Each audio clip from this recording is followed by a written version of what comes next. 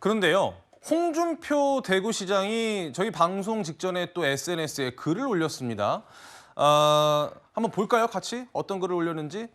사실은 이제 이 특별감찰관 부분도 김 여사 관련된 부분이지만 김 여사 관련 부분에서는 이른바 라인, 그러니까 인적 쇄신 부분이 있었잖아요. 여러 가지 요구가 있었는데 당 지도부의 일부 모습들이 예전 바른정당을 보는 것 같아서 씁쓸하다. 그러면서 구장 소장님, 네. 이거 제가 읽어도 될지 모르겠는데 쥐떼라는 표현을 썼어요. 그러니까 상당히 좀 격한 표현을 했는데요.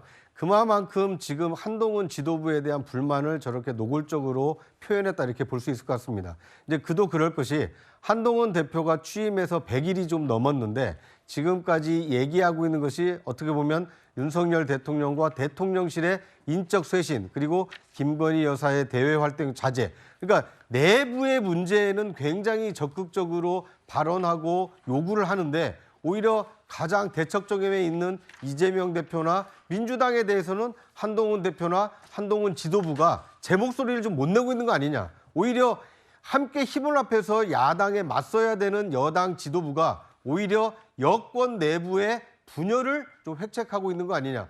홍준표 지사로서는, 홍준표 시장으로서는 이제 그런 인식을 가지고 있다 보니까 한동훈 대표와 한동훈 지도부를 저렇게 뭐 쥐떼라는 극한 표현을 써가면서까지 이 비판하고 있는 것으로 보입니다. 김 전 부대변인. 네.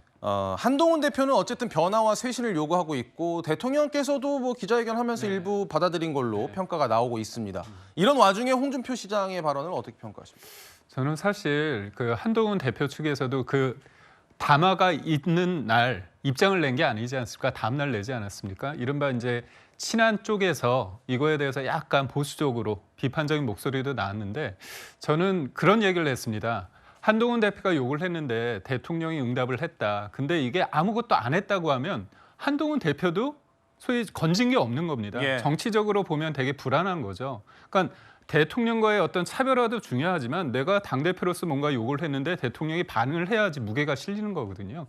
그렇기 때문에 소위 말해서 이제 O냐 X냐 세모냐 그런 여러 가지 얘기가 있을 때 예. 제가 세모를 적극적으로 해석해야 되는 거 아니냐. 그런 과정 속에서 오후에 대통령실이 여사 관련해서 순방을 이번에 안 한다가 나왔고 그다음에 특별감찰관 관련해서 연계하지 않는다는 얘기가 나온 겁니다. 그러다 보니까 그 밤 사이에 어떤 일이 좀 있었냐면 천목회에서 회의가 있었습니다. 예. 그래서 그때 천목회에서 잘한 거는 잘했다고 얘기를 해야 되는 거 아니냐 그래서 천목회에서 입장을 냈습니다. 예. 환영한다고.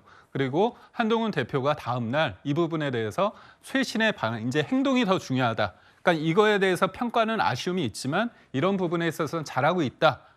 잘 해야 된다. 이런 식으로 얘기를 한 거죠. 그런 와중에 뭔가 접점이 이루어지고 있는데 저는 이제 홍준표 시장께서는 좀 세게 얘기한 거 아닙니까? 저는 약간 호흡을 주면서 좀 관망하고 제가 볼 때 약간의 응원도 좀 필요한 시점이 아닌가 싶습니다. 알겠습니다.